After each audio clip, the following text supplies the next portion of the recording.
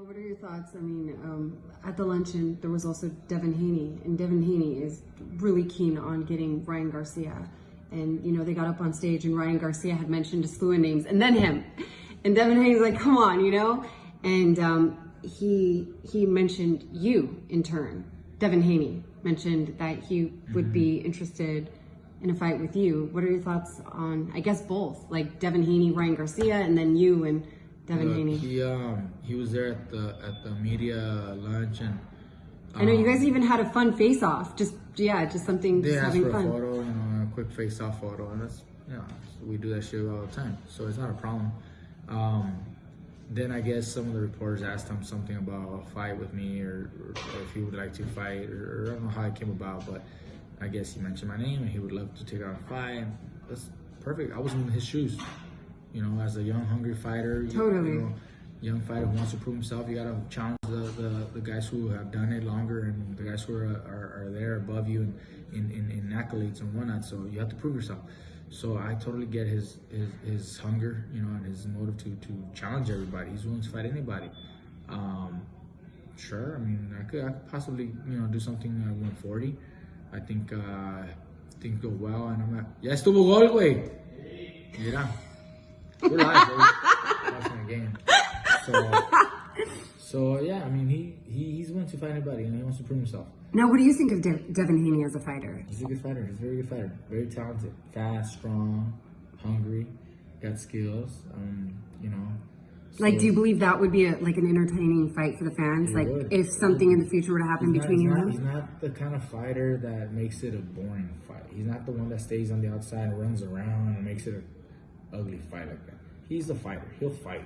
That's what makes it exciting, Like I said, if I do this at 47 and possibly, options are better at 40 to, fight someone like himself or someone, then definitely. I know you got Regis Prograis too who wants you. We got a couple of guys. You got some options, huh? Got a couple options. And that's what I like, because I can go in either 40, 47. I feel like I can still do, some guys that are maybe at 35 can come up to 40, or the guys that are already there at 40, so it's good options. I like it. And Devin Haney's there, and if he's very excited and interested in doing it, we can always explore that option too.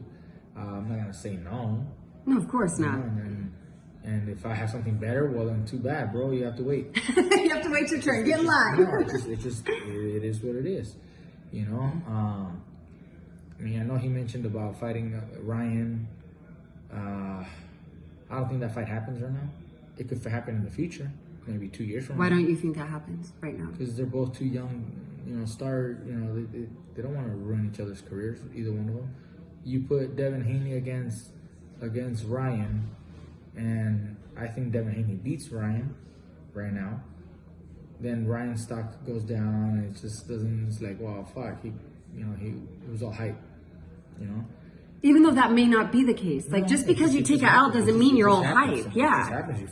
Two of the better up-and-coming prospects like that, contenders and world champion young fighters like that fight each other. One of them's about to lose.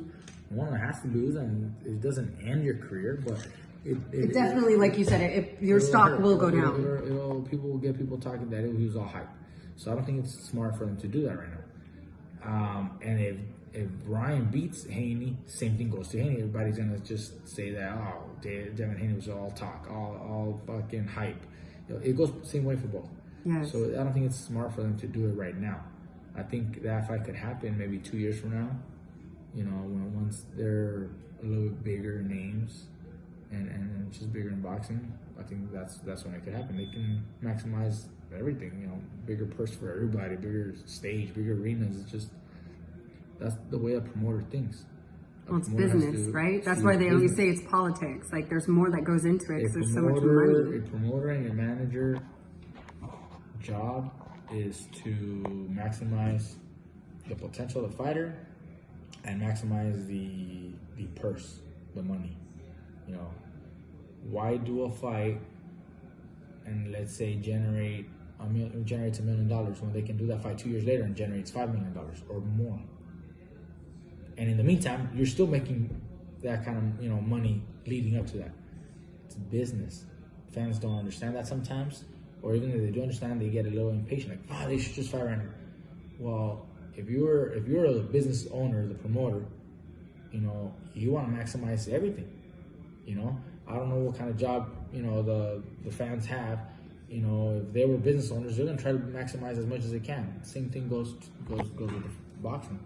So it just takes time, but those fights can definitely happen in the future, 2 years from now maybe. That's cool. Thank you. I appreciate that. And it does. I'm starting to grasp a great understanding, you know, from talking to you, talking to Leo, and just, again, the politics. And then even when it comes down to opponents that you guys do respect, but, you know, maybe, you know, I've been told at times, too, that sometimes that it's just seen more or less as a stale fight. Like a boring fight, you know, like where you guys like want to bring something for the fans where it is exciting. You know, and so sometimes with certain opponents, it may not be so. So it's kind of like your team might be a little reluctant to take that fight. Yeah, it's not that you're afraid of a fighter. Sometimes the styles aren't going to mesh that well. And even if you feel you're going to beat the guy and win, even if you do.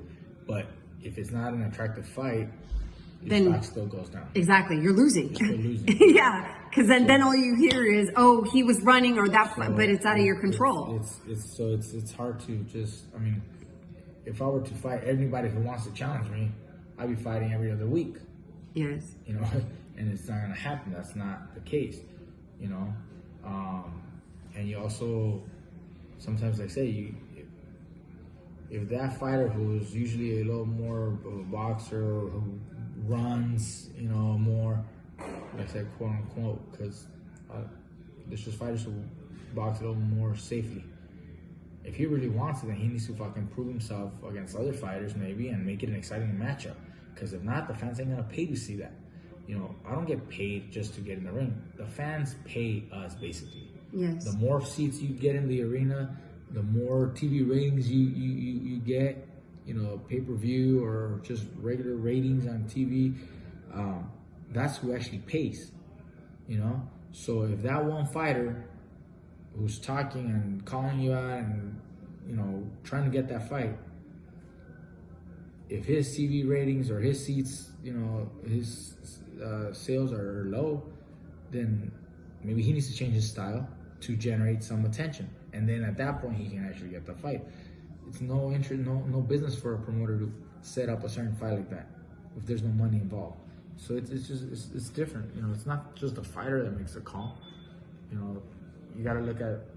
No, you guys have a whole team, literally. You have to look at the whole picture, not just one fight. You know, is that fight gonna help you get to something even bigger or not, or is it gonna hurt you? You know. Now, if I can ask, just as we're sitting here in this moment in time, what would you want? Like in these next few years, what do you want?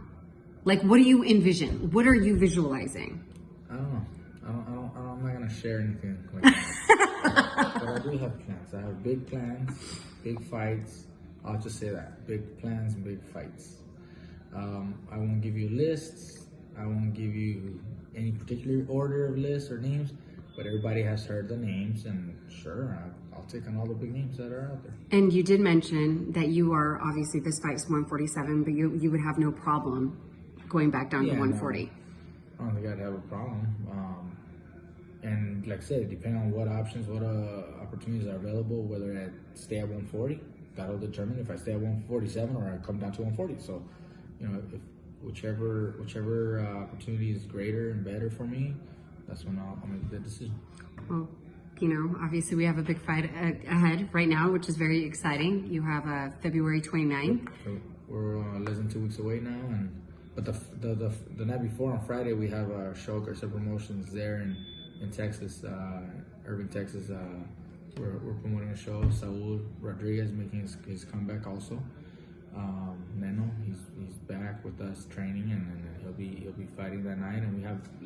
B-Fly, you guys got B-Fly. Fighters, yeah. B-Fly's there, Gaitan is there, Marco's there, Alejandro's there. We got a list of fighters. I think we got like 8-10 fights or something. So we're gonna be pretty busy. So that's Garcia Promotions. Yep, that'll be Friday the 28th. And I'll make a quick stop. I'll make a quick visit you know, to wish all the guys well and thank all the fans for supporting our shows. And I mean, it's fun. Every time we do a show there, it's always been a great turnout. It's always been a great turnout with the shows that we've done. Great matchups. You know, they're fun, attractive matchups. The fans really enjoy a nice evening, you know, of good boxing. You know, we got young prospects, but we challenge them. You know, we challenge the guys. So it's a good lineup, good matchups. The fans enjoy because now they get to see, you know, 2 boxing shows. You know, one show on Friday night, up and coming stars, you know, the young blood, and then, you know, they get to come and see me the following night. You know, and I think tickets are still going to be available Yes. on site at the door also. There's no online sales for that right now, but we have tickets there at the door. A lot of the tickets were being sold through like the sponsors and, you know, the fighters themselves selling tickets. But I do have a number here though, actually. So yeah, people the number is 972-800-2882, and the location is going to be Southern Junction Nightclub, Irving, Texas, and that's 101 North Rogers Road.